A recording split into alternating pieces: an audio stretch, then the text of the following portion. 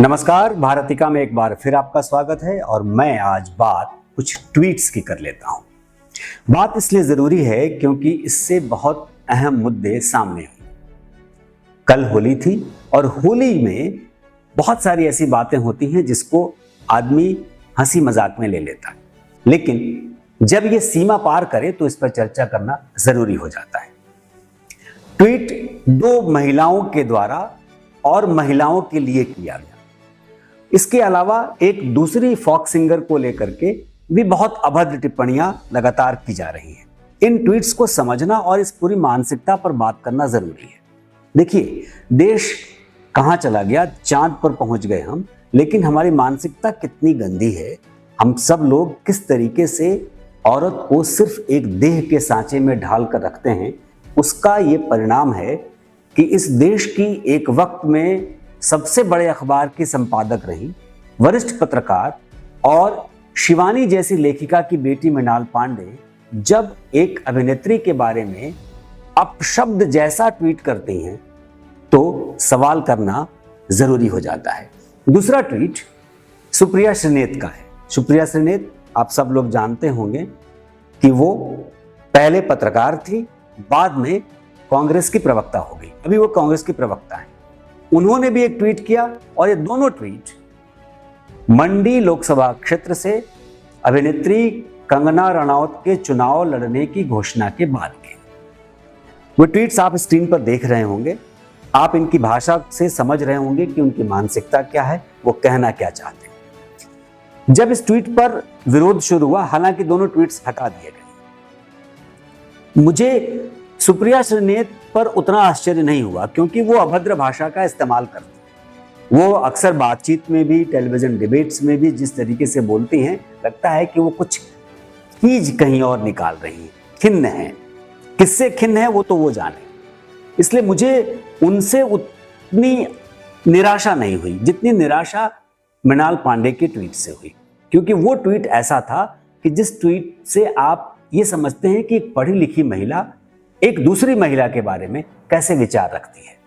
अब आप देखिए, सुप्रिया ने क्या किया, बाद में सफाई दी कि उनकी टीम में बहुत सारे लोग हैं और कोई दूसरे किसी व्यक्ति ने ट्वीट कर दिया और हम ऐसा नहीं सोचते हैं, हम हर किसी का आदर करते हैं और किसी और ने ट्वीट किया है इसलिए हम उसकी जांच कर रहे हैं। अरे भाई, अगर आपको मालूम है कि आपकी टीम में ऐसे लोग हैं जो कुछ भी लिख सकते हैं तो रखा क्यों है? और ये तो लीपापोती है, मतलब ये रफू जिसको कहते हैं ना, ये रफू करना है। और आमतौर पे मैंने ये पाया है कि ये एक कंट्रोवर्सी क्रिएट करके चीज़ों को हाईलाइट करने का एक तरीका भी है, लेकिन इससे नुकसान अपना ही होता है। साथ ही साथ एक दूसरा धड़ा, ये तो मान लीजिए कि एक तरीके से जो भारतीय जनता पार्टी का विरोध करने वाले लोग हैं, मतलब अगर कंगना रनौत के बारे में ट्वीट भद्दे किए जा रहे हैं तो वो कंगना के बारे में नहीं किए जा रहे हैं। वो एक निराशा और एक गुस्सा, एक खीज, एक खिन्नापन जो है वो है किससे? बीजेपी से, नरेंद्र मोदी से। और उस खीज को निकालने के लिए आप उस विचारधारा से जुड़े लोगों पर अपनी भड़ास निकालें। ठीक दूसरी तरफ एक फोक सिंगर है, हालांकि वो क्या हैं, सिंगर कैसी हैं उस पर मैं नहीं जाता, लेकिन हमारे समाज की एक बेटी हैं जिनकी तुलना एक किसी पॉर्न एक्टर से करके उसकी तस्वीर को वायरल करना और फिर उस पर सवाल खड़ा करना कि भाई ये सवाल पूछना और उसका मजाक उड़ाना और लगातार उस पर सवाल खड़ा करना, ये बहुत ही भद्दी मानसिकता। हालांकि मैं इस दोनों पहलू को बहुत ही एक तराजू में मैं नहीं रखता। इसलिए नहीं रखता कि ये दूसरी जो बात है, एक तो बड़े लोगों के द्वारा कही गई बात है और दूसरा समाज के साधारण लोगों के द्वारा कही गई बात। एक पहलू में इसलिए नहीं रख सकते क्योंकि दोनों में बहुत अंतर है। जो बड़े लोग हैं, चाहे वो कांग्रेस की प्रवक्ता हो या मृणाल पांडे हो, जो ये बात कह रही है, उसका एक तरीके से परिणाम दिख रहा है कि उसका रिजल्ट कैसा दिखता है, रिपरकशंस क्या होते हैं, उसकी छाया कैसी पड़ती है समाज पर, वो दूसरा ट्वीट है। कि भाई आप जैसी समाज की कल्पना कर रहे हैं, जैसा समाज बना रहे हैं, वो वैसा समाज बन रहा है। इसलिए मैं बार बार कहता हूं जब महिलाओं पर इस तरीके की अभद्र टिप्पणी होती है या ऐसी घटनाएं घटती हैं, तो मैं बार बार सरकार से कहता हूं या आम लोगों से कहता हूं कि बेटी पढ़ाओ बेटी बचाओ की जरूरत इस देश को नहीं है।